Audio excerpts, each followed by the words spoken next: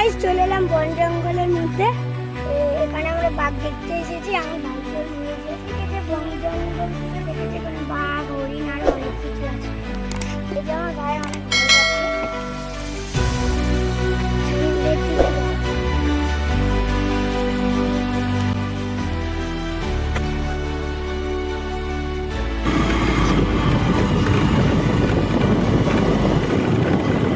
করে দেখতে পারলাম কাদামার বাচ্চাটা, দেখো খুব অসহায় মনে হচ্ছে, কিন্তু একদমই না।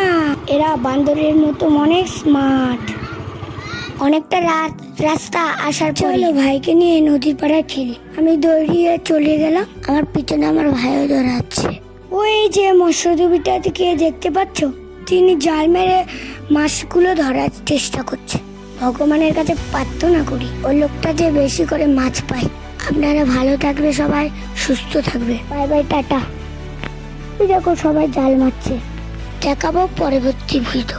বাই।